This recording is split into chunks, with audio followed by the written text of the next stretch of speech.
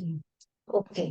सो जी। हाँ जी, आज हमने ज्यादा क्वेरीज की बिकॉज अब फ्रॉम टुमारो एग्जाम स्टार्ट हो रहा है पार्ट 2 का। तो आप लोगों में से ज़ाहिर है मेजोरिटी लोग होंगे जिन्होंने एग्जाम में प्रिपेयर होना है, कुछ नेक्स्ट एग्जाम वाले होंगे। सो आज ज्यादा हमने समराइज करना है सारी चीजों को। और अगर कोई क्वेरीज है जी शायद ना, अच्छा मैम, आपने कोई पूछना था क्वेश्चन। ना कि जी मैम, आपने प्रोलैप्स का तो बता दिया था ना कि सर्विक्स जो है आउटसाइड होगा तो हम कहेंगे कि ये प्रोलैप्स है ना। तो मैम जी, जो वर्ल्ड प्रोलैप्स होता है, मैं पेशेंट देखी थी ना, तो उसमें तो सर्विक्स नहीं होता, तो हम उसको कैसे डिस्क्राइब करेंगे world vault prolapse? Vault lying outside vagina, उसमें you see vault lying outside vagina, क्योंकि देखो एक होता है इंटीरियर वॉल का प्रोलैप्स, एक पोस्टीरियर वॉल का, और एक होता है वॉल्ट का prolapse. So obviously anterior wall वाला तो सिस्टोसील होगा ना, उसके अंदर वॉल्ट बाहर नहीं आ, कई दफा वॉल्ट का इतना उतना डिग्री प्रोलैप्स नहीं होता जितना सिस्टोसील का। सो इसी तरह पोस्टीरियर वॉल का प्रोलैप्स होता है जिसमें रेक्टोसील आ रही होती है। वॉल्ट प्रोलैप्स में you will see vault flying outside vagina, and definitely vault prolapse में फिर इंटेरोसील जरूर होती है। क्योंकि वो अभी आपने मेरे और भी बहुत सारे लेक्चर्स में देखा होगा, बिकॉज वॉल प्रोलैप्स और यूवी प्रोलैप्स पे तो मेरे बहुत ज्यादा लेक्चर्स हैं जा रही। ठीक है, चलो चला ले दो मशीन। ठीक है, चल नहीं जाओ कर फिर किचन। ले जाओ, अच्छा। ले जाओ। अच्छा जी ठीक है। मैम, उसके तो साथ मैं साथ क्या कह रही थी, हाँ, so you have seen my lectures अच्छा। About UV prolapse and all. So उसके अंदर आपने देखा होगा कि मैंने आपसे कहा कि rectocele is actually the sort of a hernia in the vagina of large intestine. Enterocele is hernia of small intestine in the vagina. Small intestine comes from the apex of vagina, right? और rectocele में rectum और large intestine is coming from the lower posterior part of the vagina. So small intestine upper से आ रहा है which is enterocele, and large intestine lower से आ रहा है which is the rectocele. So जब vault prolapse होता है, क्योंकि vault is actually the prolapse of the roof of vagina which is the apex। जब हम हिस्टेरेक्टमी करते हैं उसके बाद जो एपिक्स होता है और वो सारा का सारा जब वजाइना से बाहर निकला है, so that is called vault prolapse. So जब वो एपेक्स नीचे आएगी तो वो अपने साथ पर part of the posterior wall of vagina लेके आएगी। So if there is a case of vault prolapse and you don't exactly know how to comment about enterocele, और you don't know how to examine enterocele, तो कुछ भी सोचे समझे बगैर बेशक आप कह सकते हैं कि she is a case of this vaginal prolapse, or enterocele has to be there. You can never say that there is wall prolapse without enterocele. So enterocele has to be there if there is a wall prolapse. ठीक है। और So ma'am ये एक छोटी सी palpation, tip थी। Ma'am palpation का हम कैसे बताएंगे कि किस चीज की पेनिट्रेशन है? मतलब यही जो वॉल प्रोलैप्स की, मतलब वो बिल्कुल प्रोलैप्स की तरह ही था ना, लेकिन ये था कि वो तो फिर खाली होता है ना, एक मतलब टिप पूरा और, बल्ज। जी मैम। एक टिप और वॉल प्रोलैप्स देखो, हम लोग एग्जाम में लोग तो यूट्राइन प्रोलैप्स से भी डर जाते हैं एकदम से, उससे डरना नहीं है, लेकिन वॉल प्रोलैप्स से तो बहुत ही ज्यादा डर जाते हैं कि पता नहीं मेरा वॉल प्रोलैप्स का केस आ गया या क्या हो गया। सो द थिंग इज कि अगर वॉल प्रोलैप्स का केस आए तो वो तकरीबन वैसा ही है जैसे कि यूट्रोवेजाइनल प्रोलैप्स का केस है। उसमें डिग्रीज पे भी उसी तरह आपने कमेंट करना है। और अगर एग्जामिनर पॉप क्यू क्लासिफिकेशन की बात करे तो उस तरफ लेके जानी है बात। अदरवाइज आप उसको बेशक फर्स्ट सेकंड थर्ड डिग्री करके कर दो। First degree is up to the external loss and then introitus, and then second degree is below the introitus, और third degree is that the whole of it is coming out. आप बिल्कुल उसी तरीके से comment कर सकते हो। उसके अंदर ऑब्वियसली पैल्पेशन में देयर इज नो फंडस, तो हम कहेंगे फंडस के ऊपर फिंगर्स मिल रही हैं, जो कि हम यूवी प्रोलैप्स में कहते हैं, वॉल्ट में वो नहीं करते, but there is a big the whole of the vaginal wall which is coming out. तो उसमें it will be the third degree vaginal wall prolapse normally. कुछ समझ नहीं आ रहा, अगर वहां पेशेंट बैठा हुआ है, एक और टिप, अगर कुछ समझ नहीं आ रहा, वहां पेशेंट बैठा हुआ है और for example you may be you forget to check for the degree, आपने यूट्रोवेजाइनल प्रोलैप्स का केस है और आपने डिग्री देखना भूल गए, और अब आप दोबारा you can not go back to the patient to do the examination again to check the degree only. तो वहां जब एग्जामिनर के सामने बैठे हो तो चुप करके उसे सेकंड डिग्री बोल दो। सिमिलरली वॉल प्रोलैप्स का, because finding a case of procidentia और the whole vaginal wall coming out is a very rare thing. तो इसलिए मोर देन 90% में सेकेंड डिग्री ही होता है एग्जाम के अंदर, और एग्जाम में rare things happen never, right, they never happen, rare things don't happen in exam. जिंदगी में भी rare things happen very rarely. So आपने ये कॉमन चीजों वाला रूल जो है वही लेके चलना है एग्जाम में। अगर कहीं फंस गए हो तो talk about common things only. ठीक है।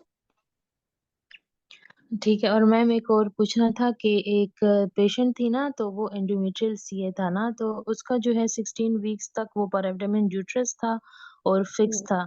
तो इस तरह मास को हम क्या कहेंगे कि ये बस हम मास, हम इसका वो डीडीज में हम कहेंगे कि ये 16 वीक्स मास है और रिस्ट्रिक्टेड मोबिलिटी है, तो फिर हम ये कहेंगे कि ये मतलब वो फाइब्रॉइड भी हो सकता है, फिर हम रूल आउट करते जाएंगे और हम कहेंगे कि ये ओवेरियन मास भी हो एग्जैक्टली। सकता है, इस तरह। देखो, जो मैस एब्डोमेन आ गया है उसके अंदर hmm. If starting okay history हो गई, but examination is very very important in mass abdomen. In more than 90% of cases, your diagnosis should be clear in your mind and in the mind of your examiner as well. आपका history लेने के style से और आपके examine करने से style से definitive diagnosis आपके माइंड में और एग्जामिनर के माइंड में होना चाहिए। यानी कि right from the history, if the patient is complaining of bleeding with mass, it's definitely mass का origin is definitely uterine. If she is not complaining of bleeding, instead she's saying that she's having pain abdomen or there is a feeling of mass or it was an asymptomatic finding, yeah, incidental finding on ultrasound, then it's more of ovarian, right? उसके बाद जब आप examine करते हो तो we always talk about that the lower limit is reachable or not reachable, right? Which means के अगर तो आपको symphysis pubis से ऊपर midline में mass मिल रहा है and the lower limit is not reachable, it's more of a uterine, right? And if it is uterine and the lower limit is not reachable और आप symphysis pubis से उसका measurement कर रहे हो, then your on examination your measurement should be very much definitive. If the lower limit is reachable and it's not associated with the continuation of any bone, bone demarcation, तो फिर आप approximation में उसका size बोलोगे। I hope you know this thing about the examination of mass. हम body पे जब भी एग्जामिनेशन के ऊपर मेजरमेंट की बात करते हैं तो हमारी सही एक्यूरेट मेजरमेंट होती है always with a bony landmark. यानी कि इतने centimetres from the pubic symphysis, इतने centimetres from the medial epicondyle, इतने centimetre, we always talk in talk in terms of in relation with some bony landmark, right? अगर bony landmark का relation नहीं बन रहा, सॉरी मैं म्यूट करूँ, अगर लोन बोनी लैंडमार्क का नहीं आपको कोई मिल रहा डिमार्केशन, तो फिर आपकी measurement is not suppose to be accurate. So ovarian mass में जिसमें लोअर लिमिट रीचेबल है, उसका बोनी लैंडमार्क से कोई कंटिन्यूएशन नहीं है, इस वजह से आप उसकी मेजरमेंट हमेशा अप्रोक्सीमेशन में बोलोगे। Even you don't need to talk in terms that is 5 into 6 centimetres. चलो अगर बोला है तो 5 into 6 centimetres approximately. Otherwise, you can even say that an orange-sized mass or maybe an egg-sized mass, because वो एक आपकी approximation होगी। जहां आप मेजरमेंट बोलोगे, जैसे कि अगर फाइब्रोइड है और जो कि यूट्रस का आपको लग रहा है because lower limit is not reachable, तो आप प्यूबिक सिम्फिसिस से करते हो, तब हम बोलते हैं कि it's 24 week size mass, it's a 12 weeks or it's a 12 centimeters or it's 12 into 10 centimeters mass in the midline with lower limit not reachable। ठीक है। अगर इस तरह का केस जैसे शानदाना ने कहा कि मैस एब्डोमेन का आ गया है, तो हिस्ट्री और एग्जामिनेशन पे 90% definitive diagnosis should be in the mind of candidate and the examiner, फिर ही वाइवा सीधी लाइन पे चलता है। However, you will definitely talk about the differential diagnosis as well, right? But एक definitive diagnosis आपके और examiner के mind में हो।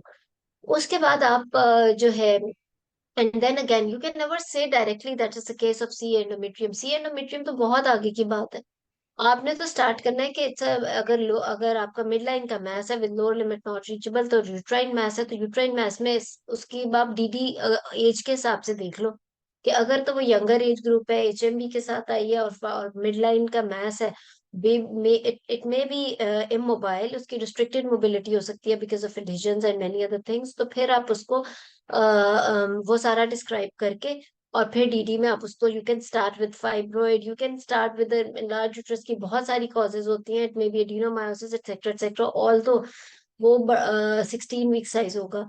उसमें फिर आपकी एग्जामिनेशन फाइंडिंग्स बहुत इंपॉर्टेंट हो जाएगी। आपने साइज पे कमेंट करना है, उसके कॉन्टूर पे करना है, उसके सरफेस बॉर्डर्स, उसके कंसिस्टेंसी, मोबिलिटी, टेंडरनेस, इन सब चीजों पे आप कमेंट करोगे जो कि आपका इनडायरेक्टली डीडी बताएगा। अगर फाइब्रॉइड है तो ऑब्वियसली फर्म इनकंसिस्टेंसी होगा, और मे बी इरेगुलर बॉर्डर्स होंगे बिकॉज मल्टीपल फाइब्रॉइड्स भी हो सकते हैं। रिस्ट्रिक्टेड मोबिलिटी बिल्कुल हो सकती है बिकॉज ऑफ एडिशंस या प्रीवियस मैमेक्टमी या एसोसिएटेड एंडोमेट्रियोसिस। और फर्म इनकंसिस्टेंसी होगा। इंस्टेड अगर एडिनोमायोसिस होगा तो वो सॉफ्ट इनकंसिस्टेंसी होगा। सो ये सारी चीजें आपको आप एग्जामिनेशन से स्टार्ट करते हो, और फिर आखिरी चीज आ जाती है सी एंडोमेट्रियम की तरफ। ठीक है।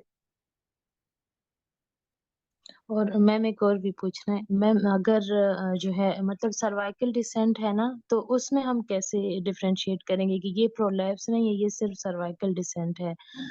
और हम्म। मैम इसका भी थोड़ा क्लियर कर देंगे? देखो, cervical descent is actually the other name of prolapse.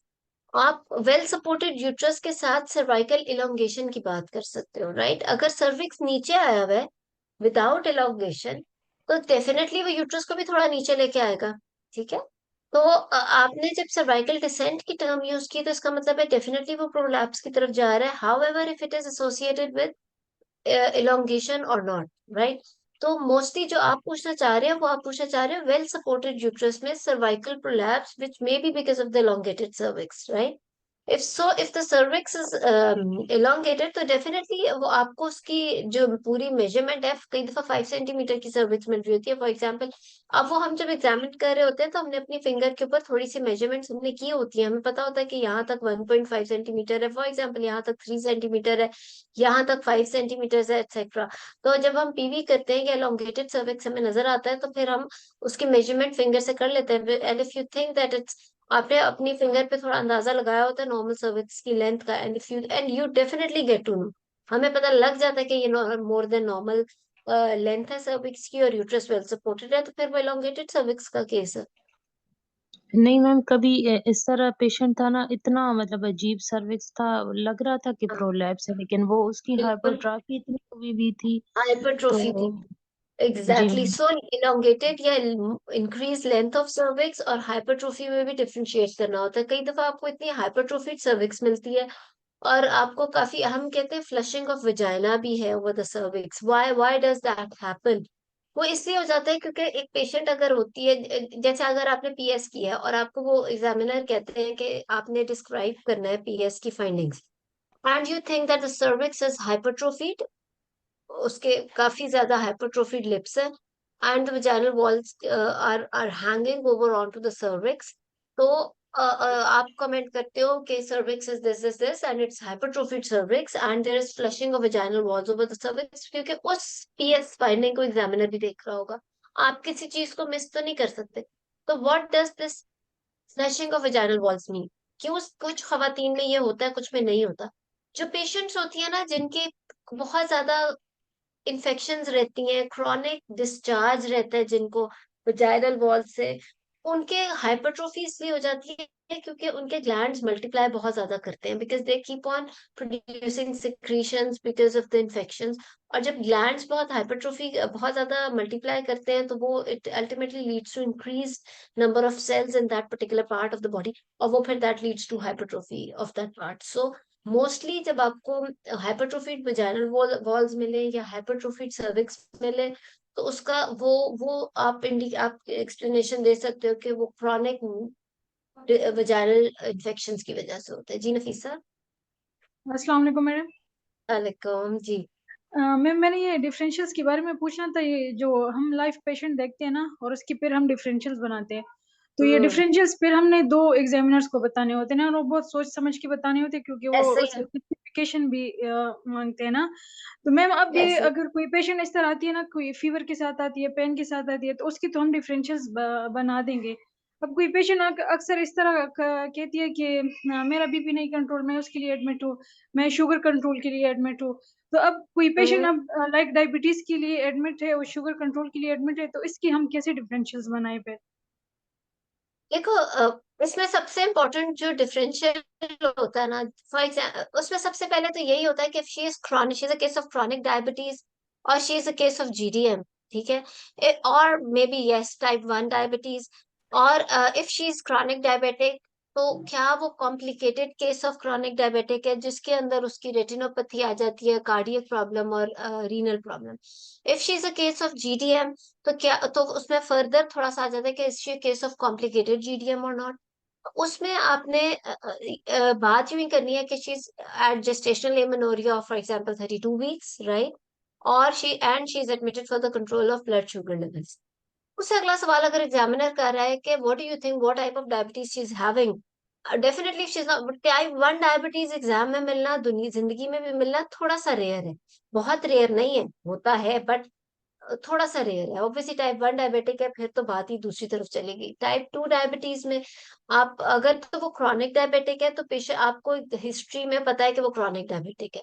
There are many patients who themselves don't know at this stage के they are chronic diabetic और GDM, उसमें you also don't know because वो फिर GDM उसका post pregnancy जाके पता चलेगा कि वो GDM थी या नहीं थी। बट अगेन अगर आपको पता है कि पेशेंट को प्रीवियस रिकॉर्ड होता रहे डायबिटीज का, या इनिशियल फर्स्ट ट्राइमेस्टर में HbA1c भी हुआ था, उसमें भी वो ठीक थी, और आगे जाके आफ्टर 20 वीक्स और सो उसका डायबिटीज के धीरे शुगर लेवल्स आने शुरू हुए और वो सारा कुछ, तो फिर तो चलो फिर आप उसको फिर you know exactly that she is a case of GDM. तो फिर डीडी तो अगर पेशेंट डायबिटीज के साथ एडमिटेड है for the control of diabetes, सबसे पहले टाइप 1 टाइप 2 जीडीएम ये डीडी, तो जो भी है कॉम्प्लिकेटेड टाइप 2 है या कॉम्प्लिकेटेड जीडीएम है, तो ये इस तरीके से डीडी होगा। सिमिलरली हाइपरटेंशन, क्रॉनिक हाइपरटेंसिव या pregnancy induced hypertension, if pregnancy induced hypertension तो उसकी तो नहीं कोई कॉम्प्लिकेशन, तो इस तरीके से होगा। ठीक है। ठीक है मैम। और मैम जो एग्जामिनेशन हम बताते हैं ना समरी में, तो उसमें हम क्या सिर्फ पॉजिटिव फाइंडिंग्स बताए कि नहीं, उसको सारी एग्जामिनेशन फाइंडिंग्स बताए कि जीपीए पे है, चलो परिप्रम में तो हम बता दिया करेंगे ना। तो बिल्कुल। और सिर्फ पॉजिटिव फाइंडिंग्स बताए कि नहीं, सारी बस जो जो भी हमने एग्जामिनेशन किए सारी बताए? बिल्कुल ठीक। अच्छा देखिए, एक बात याद रखना है, एग्जाम का पैटर्न अब बदल चुका है। एग्जाम का जो पैटर्न है वो अब इस तरीके से है कि अब आपको 10 मिनट्स है आपके पास उस स्टेशन के ऊपर, right? It's entirely different from what used to happen previously. आपने सिनेरियो जरा गौर से पढ़ना है, उसमें आपने प्लीज इंपॉर्टेंट पॉइंट्स कह लो या हाईलाइटेड पॉइंट्स जो आपके माइंड में हाईलाइट हो जाने चाहिए, उसकी एज है उस वो आपको हिंट्स हैं कह लो, right? You have only 10 minutes, you have to be very very focused. आपको सिनेरियो मिल गया for example 32 years of age, gravida 3 para 2, previous SVDs, admitted in the hospital at 30 weeks of gestation for the control of blood pressure, right? अब इसके अंदर आपने ना तो history में एक्स्ट्रा बातें बोलनी है, एग्जामिनेशन में you know she is admitted for the control of blood pressure which means she is a case of hypertension, right? आपने सिर्फ हिस्ट्री के फोकस्ड पॉइंट्स क्या है, ऑब्वियसली यू नो ना वो इन बायोडेटा के वो कितने वीक्स पे क्या नहीं है, ये वो ठीक है, आप क्विकली एलएमपी की बात कर लोगे ईटीडी टू बी श्योर के वाकई उतनी है या, और डेफिनेटली आपने क्विकली उसके फर्स्ट ट्राइमेस्टर सेकंड ट्राइमेस्टर, लेकिन इसके अंदर आपने पीआईएच या आपने हाइपरटेंशन की बातें ज्यादा पूछनी है, जिसके अंदर पॉसिबल कॉम्प्लिकेशंस हैं जो हो सकती हैं, ये आपके फिंगर टिप्स पे बातें होंगी। आपने उसे फटाफट पूछ लेना है कि अच्छा ब्लड प्रेशर के लिए क्या क्या मेडिसिन ले रही हो रेगुलरली, अभी आजकल हॉस्पिटल में ठीक बीपी आ रहा है नहीं आ रहा, और उसके बाद आपने उसका headache, vision, nausea, epigastric pain और oedema, right?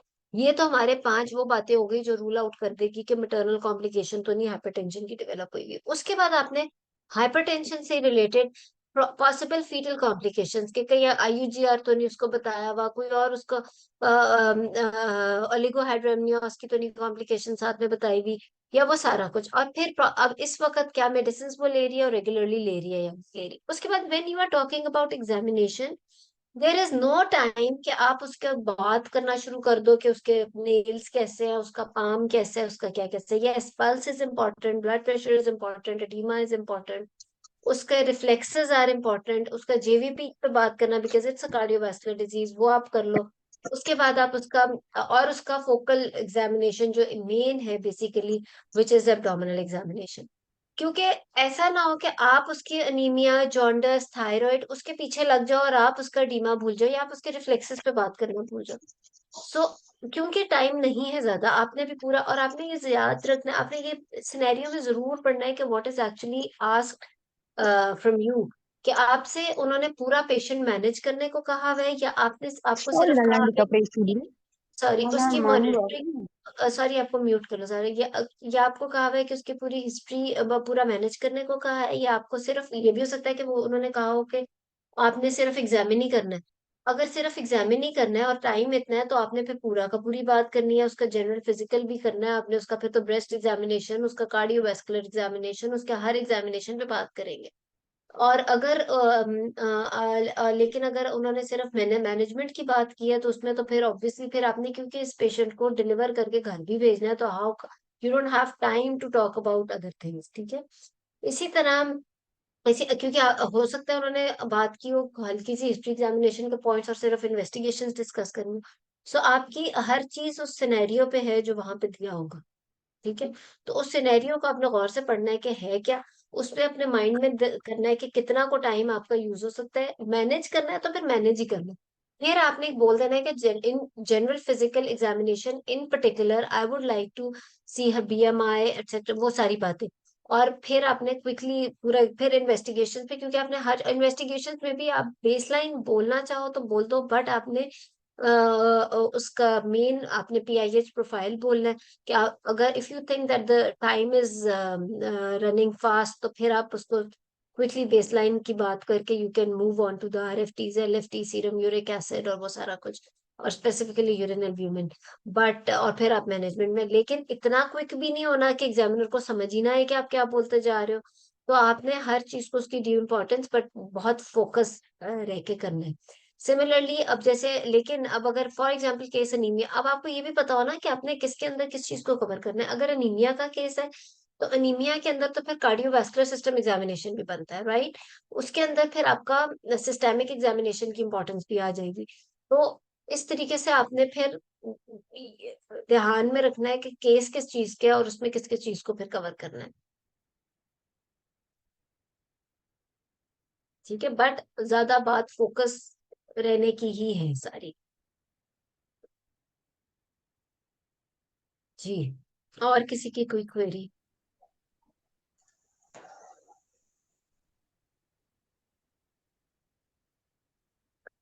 So in short, अब जिनका अब इस हफ्ते एग्जाम है इंशाल्लाह, उसमें मेरा तो ये आप लोगों को मशवरा है कि तैयारी तो काफी, आई एम श्योर जिसने थ्योरी पास कर ली उसकी तैयारी होती है।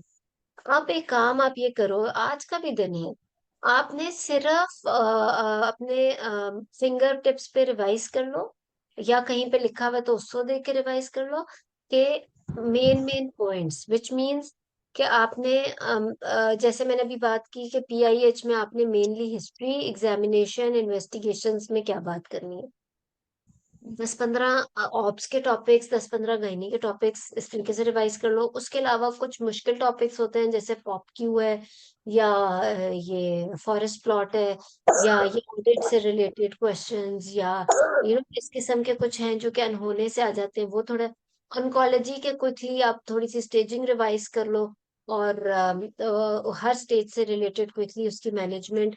तो आई थिंक आप 90% ऑफ अपने टॉप स्टेशन रिवाइज करके जा सकते हो। स्किल डेमोज आप सबको आती हैं, आईएमएम भी पास करके आए हुए हो, तो वो तो कोई इतना मुश्किल काम ही नहीं है आपके लिए। बट वो आप संभालोगे, जैसे कि कॉन्ट्रासेप्शन और स्किल डेमोज, और उस पे वैसे इतना कोई ज्यादा इम्तहान होना भी नहीं है। सो आपके ज्यादा और काउंसलिंग्स में देखो, काउंसलिंग के आपको सारी चीजें पता है, आपको आपको इंट्रोडक्शन पता है, आपको एंड रिजल्ट पता है, बीच की जो काउंसलिंग है जिसके 8 नंबर होंगे 10 में से, उसको आपने जल्दी जल्दी क्विकली देखो, 4-5 टॉपिक्स भी अगर रिवाइज कर लो, खुद से ही रिवाइज कर लो अपने आप के साथ बोल के भी, तो कोई और भी टॉपिक आएगा तो आप उसको कवर कर लोगे। सो इस तरीके से, और जो जो 5 स्टेशन मुझे लगता है वो जरूर इस तरह के आएंगे कि जैसे कि फाइब्रॉइड आ गया या इनफर्टिलिटी आ गया, क्योंकि वो तो आएगा ही ना, वो असल तो एग्जाम ही बहुत ज्यादा उसके ऊपर है आपका। सो वो आप क्विकली, जैसे कि अगर किसी ने यहाँ पे क्विकली अगर बोले 1-2 पॉइंट्स, तो वो आप कर सकते हो कि जल्दी जल्दी वो कर लो। फाइब्रॉइड की मेजर सर्जरी में एंडोमेट्रियल थिकनेस लेनी है क्या, मतलब ये कैसा सवाल है? डॉक्टर बिलोच किसके तरफ? देखो डिपेंड करता है एंडोमेट्रियल थिकनेस का कि किस एज ग्रुप पे। देखो फाइब्रॉइड का जब स्कैन होगा तो उसके अंदर एंडोमेट्रियल थिकनेस पे तो कमेंट होगी। आपने हर गायनी के पेशेंट में when you are asking for an ultrasound you ask for endometrial thickness, regularity, blood flow, endometrial myometrial echo texture, any myometrial pathology, if there is a fibroid location or type of fibroid, size of fibroid, its indentation into the endometrium, वो आपको type of fibroid से पता चल जाएगा. And then you talk about any adnexal mass or cyst and POD. So आप और any other pathology in the pelvis, तो आप इसी तरह से अल्ट्रासाउंड मांगते हो pelvis का, तो उसमें endometrial thickness ऑटोमेटिकली आ जाती है. क्योंकि fibroid is associated with increase endometrial thickness as well. जो जो फैक्टर्स फाइब्रॉइड करते हैं वो एंडोमेट्रियल थिकनेस भी बढ़ाते हैं, तो वो कोई इतनी वो बात तो नहीं है. ठीक है. और कोई क्वेश्चन? अस्सलाम वालेकुम मैडम। जी वालेकुम सलाम जी एक सारा. क्वेश्चन पूछना था हम्म. मैडम। मैं अभी तो बार जब मैंने ब्रीच प्रेजेंटेशन वहाँ हमारा ड्रिल आया था, तो उसमें मैडम मैंने एग्जामिनर को कहा, जैसे मैं परफॉर्म करती गई ना, तो जैसे कि बाहर है आफ्टर कमिंग हेड आता है, तो मैंने एग्जामिनर को कहा कि आई नीड असिस्टेंस ना। तो एग्जामिनर जो है वो चेयर पे ही बैठी थी और वो उठ के नहीं आ रही थी। तो मैडम वो मुझे समझ नहीं आ रहा था कि कैसे टेकल करना चाहिए। तो फिर जब मैंने मैडम कि आप कह रहे हैं कि मैं उठ के आऊँ, तो मैंने कहा madam I need hmm. Assistance. वो अपनी चेयर से उठकर आई, तो वो मुझे समझ नहीं आया कि मुझे ये कहना चाहिए था कि नहीं। अच्छा देखो ये कुछ बातें हो जाती है. मैं बार बार ये कहती हूँ कि आपने ना वहां पे ऐसे ही बिहेव करना है कि जैसे आप असल रियलिटी में बिहेव कर रहे हो. एक चीज तो ये कि चाहे वो डिलीवरी हो या कुछ हो, जिंदगी में कभी भी कोई भी डिलीवरी भी करनी पड़ सकती है जिसमें आपको असिस्टेंट चाहिए होता है, but you don't have an assistant and you have to manage it. However जैसे कि ब्रीच में आफ्टर कमिंग हेड में आप कोई ऐसा मेनूवर अप्लाई कर रहे हो जिसमें आपने जो विदाउट असिस्टेंट नहीं हो सकता. फॉर एग्जांपल शोल्डर डिस्टोशिया आ गया and you need somebody to give the suprapubic pressure. Sorry, you need someone to give suprapubic pressure. मतलब आपको अब नहीं गुजारा आप बस के बगैर, फिर आप यू डोंट नीड टू. आपको डरने की वहां जरूरत नहीं है. देखो बात यह कि याद रखना एग्जाम वैसे फ्रेंकली इंशाल्लाह जिस जिसका पास होगा वो भी ये बात रियलाइज करेंगे और बताएंगे आके भी कि उसी दिन पास होता है जिस दिन आप एग्जामिनर को अपने से बहुत ऊपर नहीं फील कर रहे होते. Right. So there is no harm that you need an assistant and if she's sitting there, ये कोई बात नहीं है कि वो एग्जामिनर है तो वो उठ नहीं सकते. Why? मतलब it's not like that. Exam सिर्फ उस दिन पास होता है जिस दिन आप एग्जामिनर की आंखों में आंखें डाल के बात करने का कॉन्फिडेंस रखते हो. So give with that, go with that type of confidence. किसी से डरने की वहां जरूरत नहीं है. ठीक है. मैडम मैंने तो और बिल्कुल इफ फ्रेंकली यू कहा नीड कि anything and you really sorry मैं आप उसकी भी बात सुनिए. If you need anything in your exam and you really think you need this thing in for that particular patient, forget about anyone is looking at you or anyone noticing you or anything.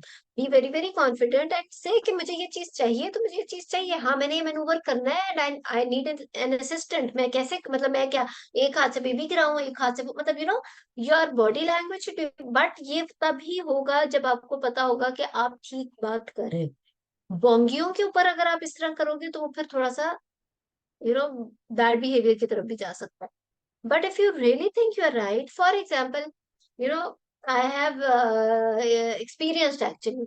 बहुत अरसे पहले की बात है, but if a patient is having a cardiac disease और उसकी cardiomegaly आ रही है, etc., and there is an abnormal ECG, they are placing abnormal ECG in front of you continuously and saying कि make a diagnosis कि कौन सा bundle branch block है या क्या है, एंड यू से कि मुझे कार्डियोलॉजिस्ट चाहिए, तो मुझे कार्डियोलॉजिस्ट ही चाहिए. That's not my. तो आप कहो एग्जामिनर को कि this is how can I comment on this ECG. मतलब मैं ये बता सकती हूँ चलो ठीक है it's not normal because she is already a known case of a cardiac disease और whatever, but I don't even need to comment on an ECG.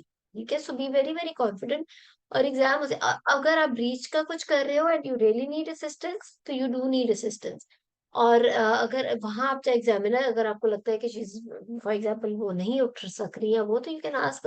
कोई कोऑर्डिनेटर खड़ा होता है कुछ होता है, बट आप एग्जामिनर ही से कम्युनिकेट करो एंड दे लाइक इट. अगर आप सही चीज पे कॉन्फिडेंटली बात कर रहे हो तो फिर तो ठीक है. बट अगर आप बोंगिया नहीं मारनी वहां पे कि आप गलत बात पे अड़ जाओ, तो वो फिर गलत हो जाता है। ठीक है। मैडम जैसे पाइपर फोर्सेप लगाने थे ना, उसी वक्त मैंने एग्जामिनर को कहा था। ऑब्वियसली कोई someone has to hold the forceps ना। Burns Marshall you can manage without an assistant, but आप फोर्सेप्स नहीं लगा सकते असिस्टेंट के बगैर।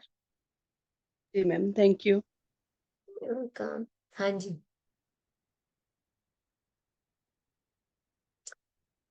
ठीक है। मैडम और और जो लिंक स्टेशन होती हैं, ए और बी जो लिंक स्टेशन होती हैं, तो मैम हम्म, वो जो बी को हम प्रोसीड करते हैं वो हमें कैसे करना चाहिए? मतलब फुल ऑन हमें स्टार्ट होना चाहिए या हम वेट करें कि एग्जामिनर हमसे कुछ पूछे या बताए?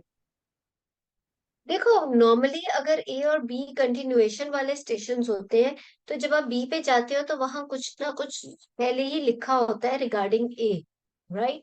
फॉर एग्जाम्पल ए पे कई सिनेरियोज है और आपने उसका जो भी करना है प्रायोरिटी बेसिस के हिसाब से, या जो भी फॉर में भी मैनेज करना है पेशेंट्स को 1 2 3 करके, और आप टू पे जाते हो, बी स्टेशन पे जाते हो, तो बी पे भी वही ये वही सिनेरियोज लिखे होंगे और उसके आगे कुछ लिखा होगा। सो अगर कुछ भी नहीं लिखा है, जो कि बहुत कम चांस है कि ना हो, तो ऑब्वियसली फिर आपका टाइम एग्जामिनर नहीं वेस्ट करेंगे और वो खुद ही स्टार्ट कर देंगे बात करना।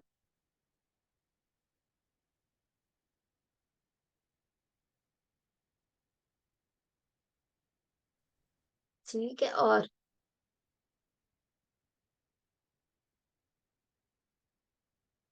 अच्छा, इसमें अगर कोई रेयर टॉपिक आ गया तो उस पे कैसे मैनेज करेंगे मैक्सिमम मार्क्स?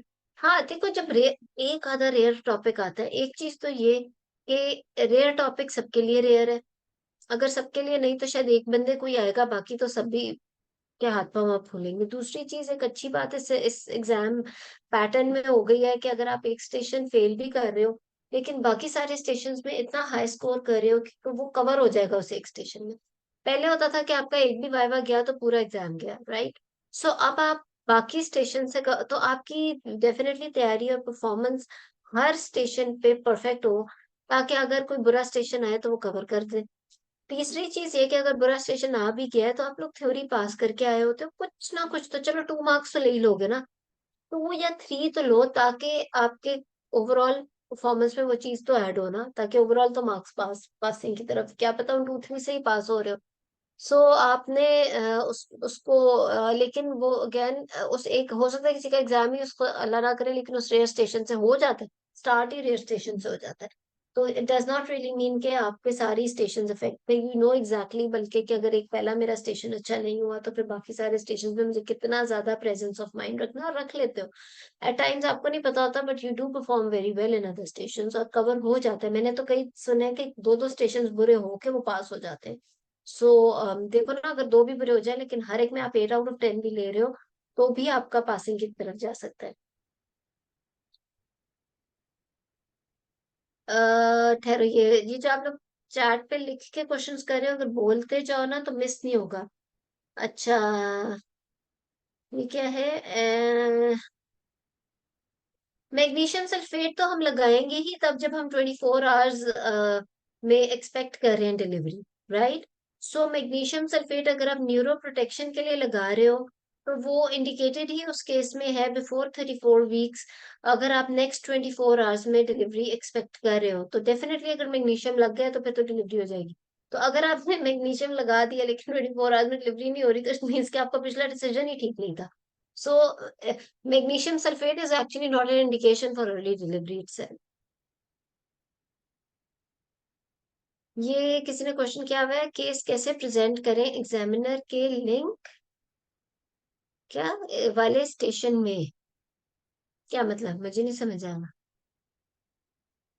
केस कैसे प्रेजेंट करें, ये आप पूछ लो दोबारा से। जी। मैडम मतलब जैसे स्टेशन लिंक स्टेशन होती है ना, तो ए में जैसे हमने हिस्ट्री बिल्कुल ले ली, हर हम्म। हर चीज हो गई, अब एग्जामिनर को प्रेजेंट करना ही। तो वो कुछ ट्रिक्स अगर मिल जाए तो आप वो हमें गाइड कर दें।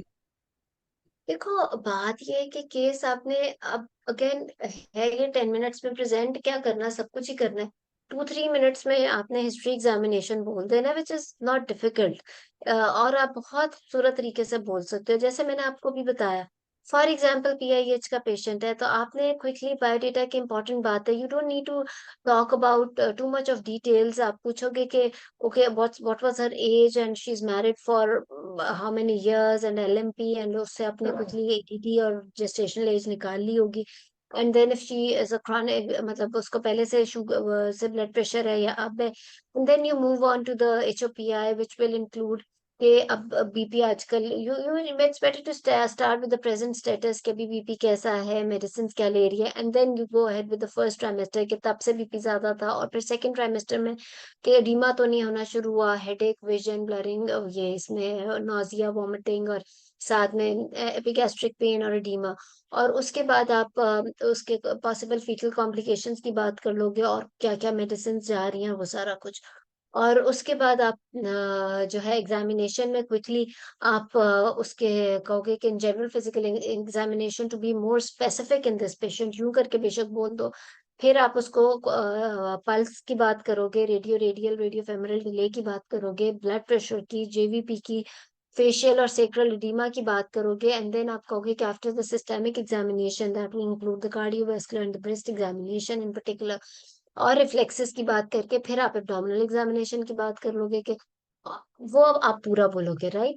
और फिर इन्वेस्टिगेशंस में आप अगर, because now you know that the के टाइम कम है और आपने मैनेज भी करना, तो आप एग्जाम इन्वेस्टिगेशन में कहोगे जनरल फिजिकल एग्जामिनेशन, जिसमें इन पर्टिकुलरली आप बेशक HB की और प्लेटलेट्स की अलग से बात कर लो, यूरिन एल्ब्यूमिन की इन पर्टिकुलर बात कर लो, और उसके बाद आप उसके PIH प्रोफाइल की बात कर लो।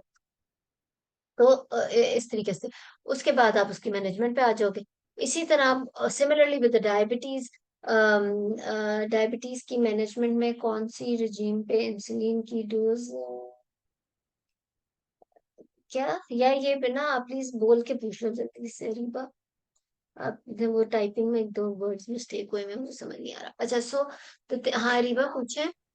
जी जी पूछे रीबा। तो मैम मैम जैसे कुछ वर्कशॉप्स भी दी थी, तो उसमें जो है कुछ एग्जामिनर्स डायबिटीज की मैनेजमेंट में कैरल जे के लिहाज से पूछ रहे थे कि आप ये बताएं, मतलब जब मैनेजमेंट हम अपनी बता रहे हो, और कुछ जो है वो बेजल बोलस रिजीम में, लाइक जैसे वो जो 4 डिवाइड डोज में हम जैसे बताते होते हैं किस तरह हम पेशेंट को मैनेज करेंगे। तो कुछ लोग ये कुछ सुपरवाइजर वो रिजीम के लिहाज से आंसर मैनेजमेंट पे फोकस कर रहे थे, कुछ लोग उस तरह से फोकस कर रहे थे, हैं तो सब ओके, लेकिन कैसे बोले, मतलब किस पे क्या करें। एक सेकेंड।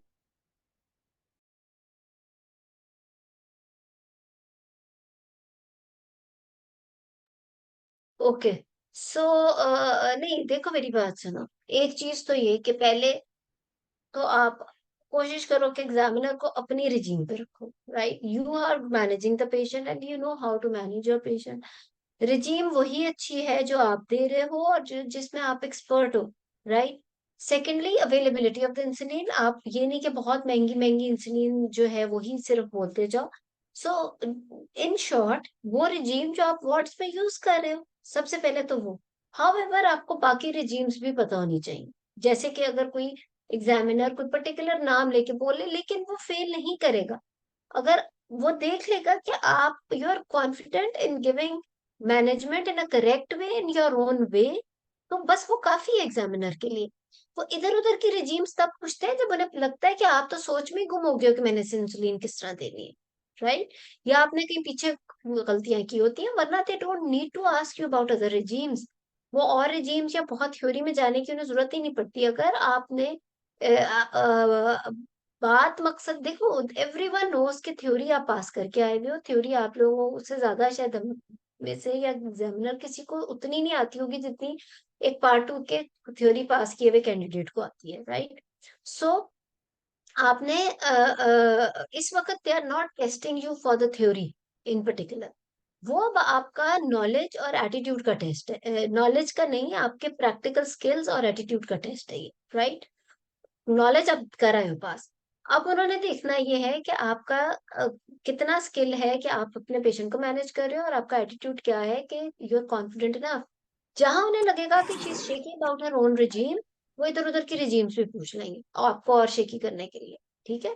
सो कोई इतनी घबराने की बात नहीं है इस टाइम पे कि कोई सोचे कि यार पता नहीं कैरल जे regime क्या है या क्या, पता नहीं short bowlers, there is nothing like that, you just need to manage your patient. याद रखो, talks is not much about knowledge, knowledge सबको पता आप कर रहे हो, it's more about the skills and attitude now, right?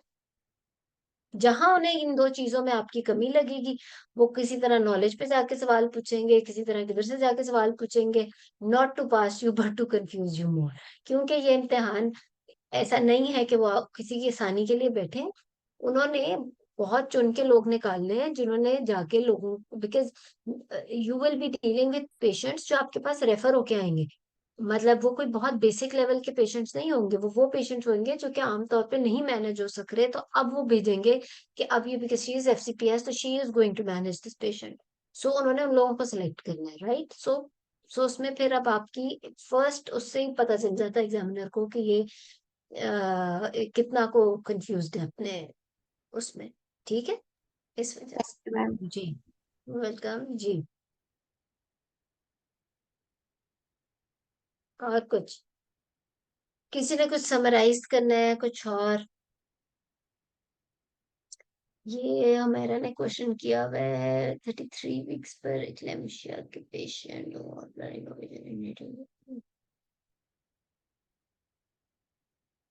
देखो मेरी बात सुनो, एक्लेम्शिया में अब डिलीवरी नहीं होगी। अच्छा, उसने क्वेश्चन किया कि 33 वीक्स पे 160 110 है, प्री एक्लेम्शिया का पेशेंट है, उसका बीपी भी ज्यादा है, उसकी ब्लरिंग ऑफ विजन भी है, हेडेक भी है, और हमने मैग्नीशियम लगा दिया।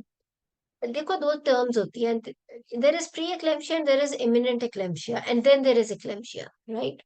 So actually, imminent eclampsia and eclampsia have got same management. Imminent eclampsia को हम as eclampsia डील करते हैं, क्योंकि eclampsia is something जो कि which has got very high maternal mortality as well as obviously morbidity। तो उसमें तो हमें नहीं होता कि कितने वीक्स पे और बच्चा बचाना है या नहीं बचाना। आपने जो सिनेरियो पूरा लिखा है which is such a high, बहुत high blood pressure with so many symptoms जो कि इमिनेंट एक्लेम्शिया को इंडिकेट कर रहे हैं, तो उसमें तो आप मैग्नीशियम भी लगाओगे और उसकी फौरन डिलीवरी प्लान करोगे, जैसा कि हम एक्लेम्शिया में करते हैं। एक्लेम्शिया में हम करते हैं कि with in 6 hours patient should be delivered. अगर हम उसको 6 आवर्स में डिलीवरी नहीं देख रहे, यानी we don't expect delivery in the next 6 hours in a patient of eclampsia, तो we can even go for cesarean section। तो similar same management has to be done in the case of imminent eclampsia. Imminent eclampsia का मतलब है कि बस eclampsia होने ही वाले। Then there is severe pre eclampsia और माइल्ड और मॉडरेट। माइल्ड, एक्चुअली माइल्ड और सिवियर है, मॉडरेट का तो क्या। जो सिवियर है उसके अंदर भी हम मैग्नीशियम सल्फेट लगाते हैं, देन वी मॉनिटर अकॉर्डिंगली और फिर हम डिसाइड करते हैं। लेकिन इमिनेंट एक्लेम्शिया जिस तरह के आपने बोला, सिवियर प्री एक्लेम्शिया डिसाइड होता है with the amount of protein urea. लेकिन आपने जो सिनेरियो दिया वो इमिनेंट एक्लेम्शिया है, तो उसके अंदर तो आप डिलीवरी बिल्कुल प्लान करोगे। कंजेनिटल एनोमलीज के मेरे लेक्चर्स हैं काफी, लेकिन मैं क्विकली आपको बता देती हूँ। जब आपने मैनेज करना है, ऑब्वियसली आपने हिस्ट्री में सारी चीजें रूल आउट करनी, वो we all know 1 2 3। Anomalous baby वाली प्रेगनेंसी की हिस्ट्री बहुत लंबी नहीं होती, ना उसकी एग्जामिनेशन लंबा होता है और ना ही उसका इन्वेस्टिगेशंस बहुत लंबी होती हैं। उसके अंदर मैनेजमेंट भी इतनी लंबी नहीं होती। एनोमलस बेबी में ज्यादा आपकी प्रीवियस थ्योरी आनी चाहिए ताकि आप उसके रिस्क फैक्टर्स ठीक पूछ लो। क्विकली अगर आप इसकी मैनेजमेंट की बात करो तो आपने 4 बातों की जरूर बात करनी है, जिसमें एक जेस्टेशनल एज तो है कि किस एज पे उसने प्रेजेंट किया। अगर उसने प्रेजेंट ही अब लेट किया है तो फिर क्या हम बात करें टर्मिनेशन की। एक तो जेस्टेशनल एज, दूसरा पेरेंट्स की wish. You will find couples जिनको पता है कि baby is anomalous, but even then they don't want to terminate even at 20 weeks. They know that the baby is having Down syndrome, but they refuse to do termination. So फिर क्या रह गया पीछे कि आप उसकी genetic studies भी कराते फिरो या क्या करो। सबसे पहले gestational age जिस पे प्रेजेंट किया, उसके बाद पेरेंट्स की विश, उसके बाद क्या ये सिंगल एनोमली है या मल्टीपल एनोमलीज हैं अल्ट्रासाउंड पे। यानी कि अगर फॉर एग्जांपल उसका आ गया है हर्निया, ये फेलोसील आ गया, is it like only an isolated problem or it is associated with many other, maybe spina bifida, maybe many other things, right? So आपने ये चीज रूल आउट करनी है कि अगर ये सिंगल एनॉमली है या मल्टीपल एनॉमलीज है। उसके बाद क्या कैरियोटाइपिंग कराने के लिए पेरेंट्स तैयार हैं, यानी कि जेनेटिक स्टडीज का क्या आपके अपने पास रिसोर्सेज और जेनेटिक स्टडीज का क्या स्टेटस। सो ये चार बातों को आपने सामने रख के फिर आपने उसकी मैनेजमेंट करनी है। सो मैनेजमेंट में आपने ये चारों बातें बोलनी भी है कि शी हैज प्रेजेंटेड एट इतने weeks of gestation, may be 20, 22, 24 weeks, जिस पे टर्मिनेशन की बात भी की जा सकती है। और नंबर 2 पे ये कि सिंगल एनॉमली है या मल्टीपल एनॉमलीज हैं, जिसका प्रोबेबल प्रोग्नोसिस क्या नजर आ रहा है। उसके बाद ये कि उसकी क्या कोई जेनेटिक स्टडीज हुई नहीं है, मे बी हार्मोनी टेस्ट हुआ हो या तो आगे फर्दर कोई उसका अलाउ कर रहे हैं, उसके कपल अलाउ कर रहे हैं for further invasive genetic testing. और उसके बाद आप उसके पेरेंट्स की विश एंड देन उसका, तो ये सारी चीजें आप जब डिस्कस करके तो फिर आप आगे प्रोसीड करोगे। बाकी तो वही, बाकी तो वहाँ आप जैसे हिस्ट्री। जी, स्टेरियोटाइपिंग करवा सकते हैं, उनकी विश है। आप उसको वो तो करोगे ना, ऑफर तो करोगे ना, जेनेटिक स्टडी ऑफर तो करोगे ना। कराने को तो चलो सैंपल लेके भेज दो बाहर, या वो सब तो हो ही सकता है। और दूसरा ये कि पेशेंट शुड नो एटलीस्ट कि ये ऑप्शंस हैं। क्या और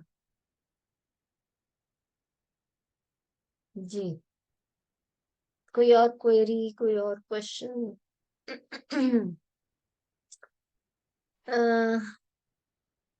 लिम्फ नोड को उर्दू में कैसे, देखो मेरी बात सुनो। अच्छा, उन्होंने क्वेश्चन किया है कि सर्वाइकल कैंसर इन प्रेगनेंसी की अगर आपने उर्दू में काउंसलिंग करनी, काउंसलिंग तो आपने उर्दू में ही मेजोरिटी करनी होगी, तो whenever you are talking in Urdu to any patient in your life, it's not only for exam, you don't need to translate each and everything. अब हम लिम्फ नोड को उर्दू में ट्रांसलेट क्यों करें, यू नो? हम सर्वाइकल कैंसर को cervical cancer ही बोलेंगे। हम अगर किसी की ट्यूबल ब्लॉकेट की कर रहे हैं काउंसलिंग, तो फिलोपियन ट्यूब्स को हम फिलोपियन ट्यूब्स ही बोलेंगे। We don't need to use few terms in Urdu, वो थोड़ा अनप्रोफेशनल भी लगेगा थोड़ा वो। आप अपनी नॉर्मल बात करो। अगर आप तो आपने लिम्फ नोड को लिम्फ नोड ही बोलना है, कोई बात नहीं, आप उसको बता दो कि मतलब ये जबान चेंज करके अब आप वो, मतलब कई दफा तो आपको आपको वो प्रोफेशन, अब वो मेडिकल टर्म्स जो हैं उर्दू में भी तो नहीं पता होंगी ना पेशेंट को, तो आप अपनी नॉर्मल बात करो। आप उसे नॉर्मल तरीके से बात करो। Thalassemia is going to be thalassemia in every way, मतलब अब आप ये तो नहीं कि उर्दू में कोई चीज जाके ढूंढना चाहिए। अब जेनेटिक को ठीक है, people start talking in few things, लेकिन ये कोई ऐसी बात ही है कि आपने उसको कन्वे क्या किया है और उसको समझ क्या आ रहा है। सो और उसको इम्पोर्टेंस पता हो कि जो आप बात कर रहे हो वो किस कदर इम्पोर्टेंट है। The cervical cancer in pregnancy is a very sensitive thing to talk about to a patient directly। तो इसके अंदर पेशेंट को नहीं कोई शौक आपके उर्दू की टर्म सुनने का कि पता नहीं वो लिम्फ नोड को कहना शुरू कर दें कि पता नहीं किसका गदूद तो क्या वो नहीं।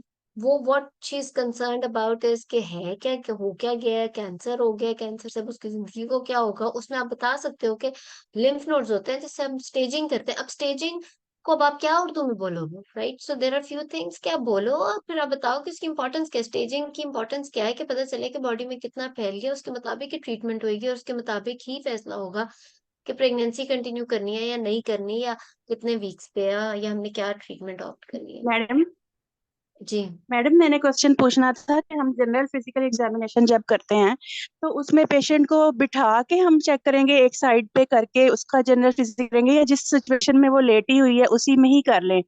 और इट्स बेटर। सेकेंडली फिर जी जी हीरा। मैडम वो कहते हैं ना कि बार बार मोबिलाइज ना करें। और सेकेंडली फिटल हार्ट्स जब हमने चेक करने हैं स्टेथ से, तो स्टेथ से ही कर सकते हैं या दूसरा वो से करेंगे, दूसरा जो इंस्ट्रूमेंट वहां उन्होंने दिया होता है? देखो तो मेरी फिटल बात हार्ट्स सुने, जब एक चीज कि जनरल फिजिकल एग्जामिनेशन करना किस तरीके से। देखो when you are taking for example history of a patient, तो पेशेंट को आप बिठा के बात कर रहे होगे लेट के, क्या पेशेंट हिस्ट्री दे एक्सेप्ट कि उसका दिल ना करे उठ के बैठने का, तो वो लेट ही है, तो फिर लेट के स्टार्ट। अब आपने, आपका मेन मकसद ये है कि ऐसा ना हो कि आप बार बार उसे लिटा रहे हो बार बार बिठा रहे हो। आपने एक सीक्वेंस बनाया हो जिसमें आपको पता हो कि आपने किस तरीके से, जनरल फिजिकल में आपको लेटे हुए पेशेंट की जरूरत नहीं पड़ती।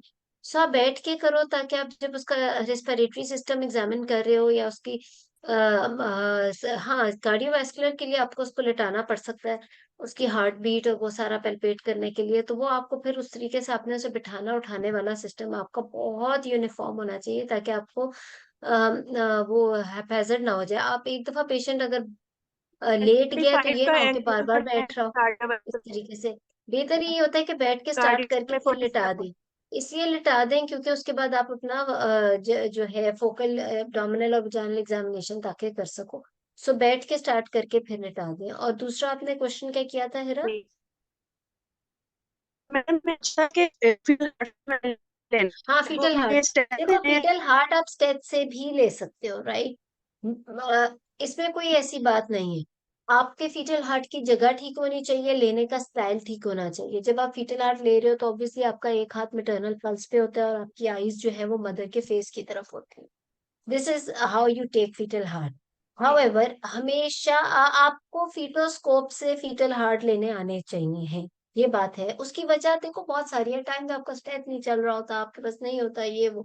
सो फीटोस्कोप से भी आना चाहिए, लेकिन अगर आप स्टेट से ठीक तरह से ले रहे हो तो वो भी गलत बात नहीं है।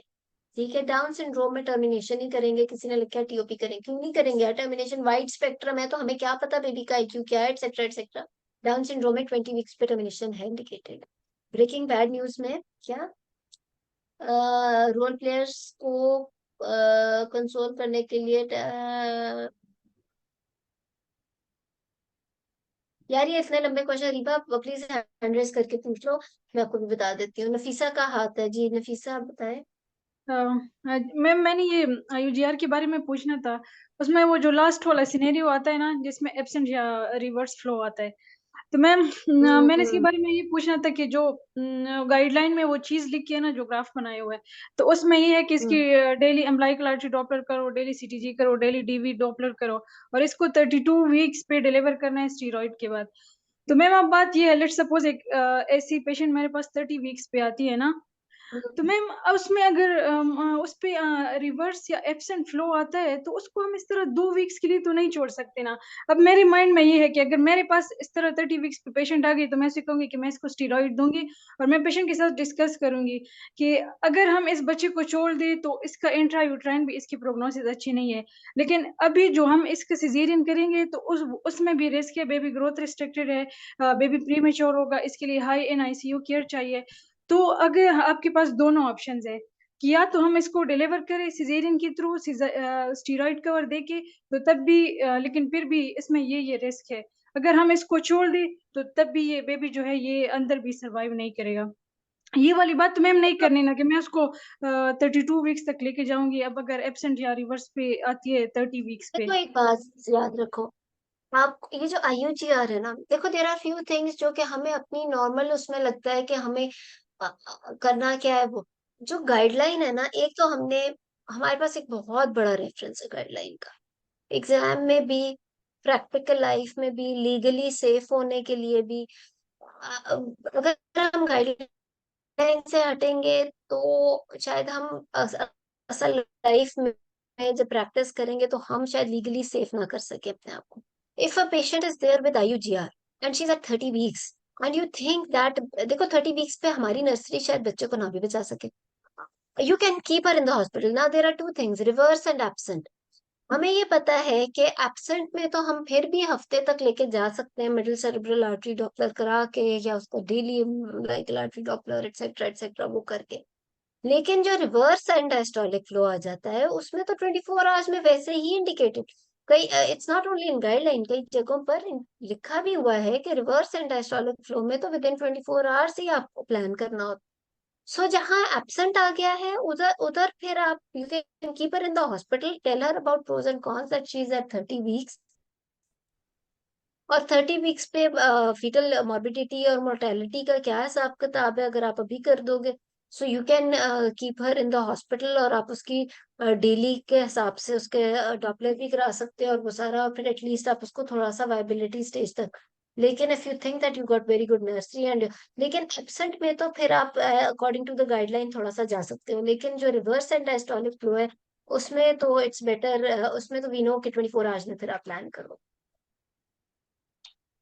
थैंक यू ठीक है, मैम। वेलकम जी।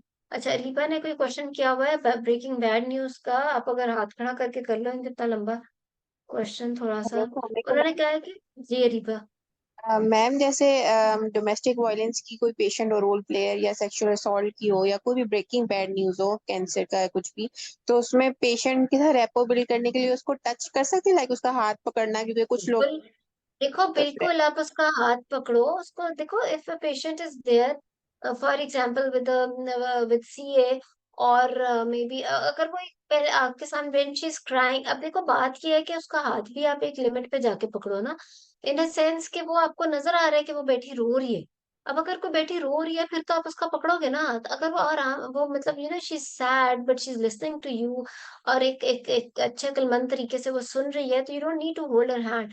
एक आप अपनी ना लिमिट बना लो कि आपने कहाँ पे जाकर, और ये बात एक अच्छी समझाती है कि आप उस टाइम पे जाके you are so empathetic with the patient, कि आपने उसका हाथ पकड़ा और आप उसको सूट डाउन कर रहे हो, and that is exactly what we do in our real life. हम आम जिंदगी में भी, अल्लाह ना करे, अगर किसी को आईयूडी की भी न्यूज ब्रेक कर रहे हैं तो डज नॉट रियली मीन कि हम उसका हाथ पकड़ के कर रहे हैं। एक लिमिट पे जाके उसका हाथ पकड़ते हैं, जब वो वाकई में रोना ही शुरू कर दे या वो बिल्कुल ही बेचारी नजर आए कि शी इज ऑल ब्रोकन, फिर ठीक है, मतलब अदरवाइज तो you don't need to hold anyone's hands.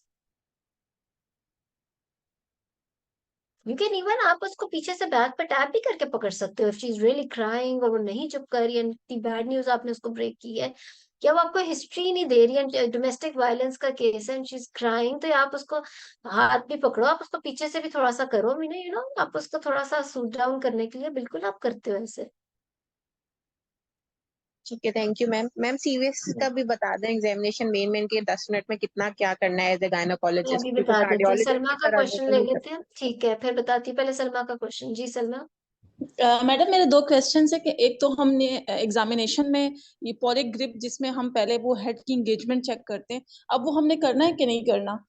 यार हाँ, अच्छा देखो कर लो, चलो 3/5 5/5 पैल्पेबल बोलना है, बोल तो ठीक है, अगर देखो जब आप प्रेजेंटिंग पार्ट देख रहे हो तो तब साथ में आप थोड़ा सा चेक कर लो तो ज्यादा अच्छा है, it's suppose to be part of abdominal examination, अगर आपका स्टेशन ही एब्डोमिनल एग्जामिनेशन का आ गया। मैम वो कुछ एग्जामिनर्स कहती है ना कि अब ये नहीं करना, ये बहुत पेनफुल होता है, तो मैंने कहा उस इस केस में तरह। ना करो जिसमें केस पीआईएच का है, तो आप किस किन चीजों में पढ़ गए हो, फिर आप सिर्फ प्रेजेंटिंग पार्ट, आप कमेंट भी इस पे करते हो कि फंडल हाइट इतनी है, प्रेजेंटिंग पार्ट के फैलिक है, लॉन्गिट्यूडनल लाई है, estimated baby weight, amount of liquor, palpable contraction है या नहीं है, तो आप असल में भी तो वर्फिक्लाड आप उसी पे बात करते हो ना, आप ये बात बहुत ज्यादा बोलने की जरूरत नहीं होती कि 5/5 पैल्पेबल, लेकिन अगर एब्डोमिनल एग्जामिनेशन का स्टेशन आ गया तो किताबों में तो लिखा हुआ फिर कर लेना। मैडम और साथ में हमने ऑप्स के एग्जामिनेशन में ब्रेस्ट एग्जामिनेशन तो नहीं करनी ना? करनी है, क्यों? मैम यू करेंगे हैव टू उस- एटलीस्ट कमेंट ऑन इट, उसकी वजह ये है क्योंकि ब्रेस्ट एग्जामिनेशन तो is an important part of examination in a pregnant lady. खुदा ना खास्ता अगर ब्रेस्ट कैंसर की बात की जाए तो प्रेग्नेंट, आजकल तो खैर महीना ही ब्रेस्ट कैंसर अवेयरनेस का चल रहा है, तो प्रेगनेंसी में सबसे कॉमनेस्ट कैंसर ही ब्रेस्ट कैंसर है।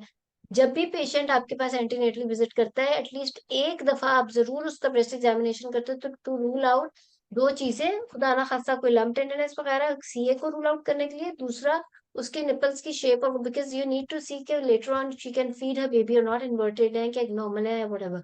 सो इन चीजों के लिए आपने उसको करना होता है, तो अगर टाइम कम है और पीआईएच का केस है तो you at least need to just comment about it कि after systemic examination including breast examination I will do this, right? तो एक आपने बात जरूर करनी है, वो एक इम्पॉर्टेंट पार्ट है एग्जामिनेशन का प्रेगनेंसी में, क्योंकि पता ठीक ये है चले मैडम वो कि आपने डिलीवर भी कर दी पेशेंट, बार बार वो आपके पास आ रही है कि I can not feed my baby, I can not, lactation नहीं हो रही है, और आप उसे काउंसल किए जा रहे हो कि नहीं आप इस तरह करें, इस तरह होगा, इस तरह रिफ्लेक्स होगा, इस तरह प्रोलैक्टिन रिलीज होगा, ट्राई ट्राई ट्राई। 2 महीने बाद जब आपने एग्जामिन किया then you get to know that उसके तो इन्वर्टेड निपल थे, तो ये बात तो आपको शायद उसके फर्स्ट एंटीनेटल विजिट में पता होनी चाहिए थी।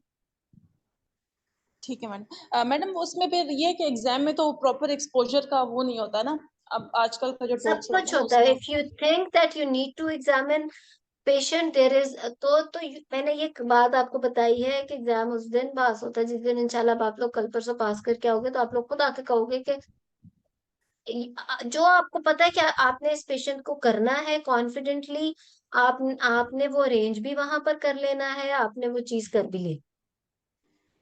ठीक है मैडम, थैंक यू मैडम। जी। अच्छा, सीवीएस एग्जामिनेशन अरीबा ने कहा था, सो सीवीएस एग्जामिनेशन एग्जाम में कितना को करना है? देखो, डिपेंड करता है केस क्या है। अगर तो कार्डियक पेशेंट है फिर तो आपका एग्जामिनेशन सीवीएस का उसी तरह इंस्पेक्शन से शुरू होगा और फिर पेशेंट पे और फिर परकशन पे जाए, परकशन भी होगी और आपका खैर इसमें परकशन तो नहीं होती, इसके अंदर आपका डायरेक्ट ऑस्कल्टेशन होगी पूरा सीवीएस। अगर पेशेंट अनीमिया का है, she is got shortness of breath और डीडी में आपका कार्डियक भी है, तो फिर भी आपका पूरा होगा। सो इट रियली डिपेंड्स कि आपका केस किस चीज का है। अगर इन दो केसेस के अलावा सीबीएस पूरा एग्जामिन करने की जरूरत नहीं पड़ती। हाँ, आप कमेंट जरूर करते हो सिस्टेमिक एग्जाम, या फिर वो वैसी बात हो जाए जनरल फिजिकल और सिस्टेमिक ही का स्टेशन आ गया तो फिर आपका सीबीएस पूरा। तो उसके अंदर एग्जामिनेशन में आपने इंस्पेक्शन करनी होती है, आपने शेप देखनी होती है चेस्ट की और वो सारा, और कोई विजिबल पेल्पेशन तो विजिबल क्या कहते हैं, पेल्पिटेशन तो नहीं आपको नजर आ रही। उसके बाद आपने visible pulsation, sorry excuse me, उसके बाद आपने उसका इंस्पेक्शन के बाद पेल्पेशन करनी होती है, आप उसकी एपिक्स भी फील करते हो और आप उसके पैल्पेबल मरमर को देखते हो। उसके बाद आप उसकी ऑस्कल्टेशन में सारी हार्ट साउंड्स देखते हो और रेडिएशन पैल्पेशन के वक्त आप उसके साथ ही रेडिएटिंग मरमर भी देखते हो, एपिगैस्ट्री में भी हाथ रखते हो और ऑस्कल्टेशन में सारी हार्ट साउंड सुनते हो। ठीक है जी सलमा, सलमा का भी हैंड रेज है जी। ठीक है, और लास्ट 2 क्वेश्चंस पूछ लो, टाइम तो हो गया हमारा वैसे। सही किया कहा है किसी ने कि अगर हम पेल्पेशन पे हेड का वो नहीं देखेंगे तो 3/5 5/5 तो एंगेजमेंट कैसे पता चलेगी? सो यस, और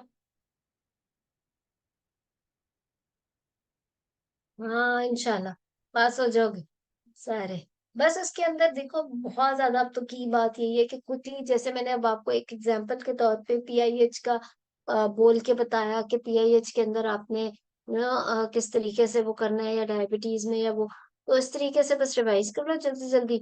2 4 5 टॉपिक्स अनयूजुअल स्टेशंस के रिवाइज कर लो, 2 3 स्टेशंस बैड न्यूज के कर लो, 1 2 स्किल्स कर लो, दैट इज इट। सो ये लास्ट डे के लिए काफी है। अब बहुत ज्यादा हॉस्पिटल्स में जाना या ग्रुप में बैठ के करने की इतनी जरूरत नहीं रह जाती, राइट? और उसके बाद वहां जाके बहुत गौर से सिनेरियो पढ़ना, you don't need to repeat things in your history बार बार, क्योंकि टाइम भी नहीं होगा और वो एग्जामिनर भी थोड़ा इरिटेट हो रहे होते हैं because they really want to listen to the important things. और ताकि मैनेजमेंट हो जाए और एंड बी वेरी कॉन्फिडेंट। एक स्टेशन में अगर आप थोड़े से शेकी भी हो तो try to cover it in the next station, और ओवरऑल सारे स्टेशंस मिल के पास हो जाते हैं जी। तो जिसका हैंड रेज है।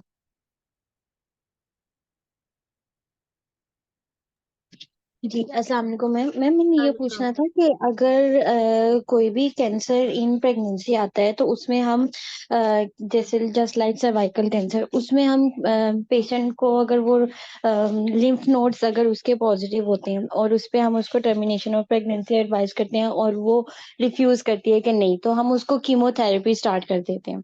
जब हम उसको कीमोथेरेपी स्टार्ट कर देते हैं तो मैडम उसकी टर्म पे ले जाके हमने वो कहते हैं कि 14 डेज पहले आपने कीमोथेरेपी बंद कर देनी होती है। तो मैडम फिर जब हमने उसको आफ्टर डिलीवरी, पहले तो उसको हम मतलब उसको एक्सप्लेन कर देंगे कि डिलेड ट्रीटमेंट आफ्टर डिलीवरी, मतलब कि जब हम डिलीवरी करेंगे उसके अकॉर्डिंगली, मतलब उसकी स्टेज के अकॉर्डिंगली अगर उसकी हिस्टेक्टमी बनती है तो वो साथ ही हम बेबी को डिलीवर करने के साथ वो कर लें।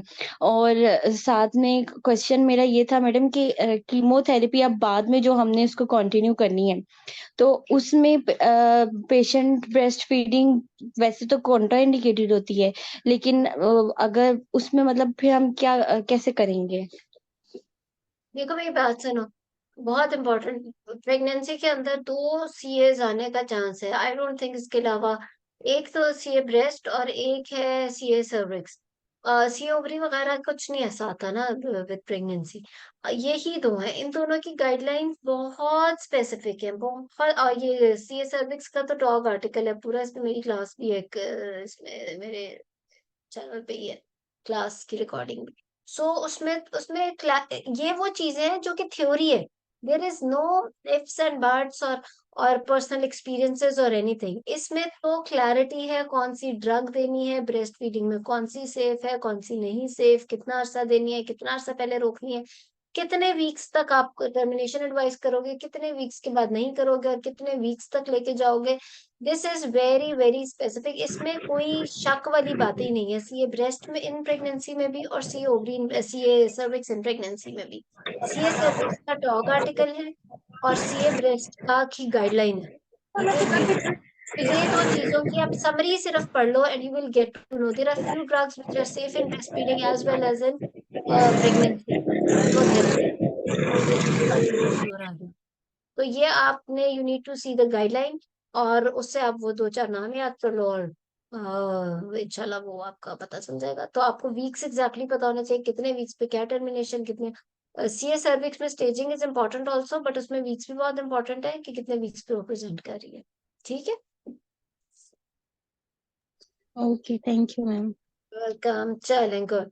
ओके, फिर और तो नहीं कोई बात। चलो इंशाल्लाह गुड लक। प्लीज डेली के जो जो इंशाल्लाह पास भी करें या अल्लाह खैर करे ना भी करे, अपियर भी हो रहे हैं।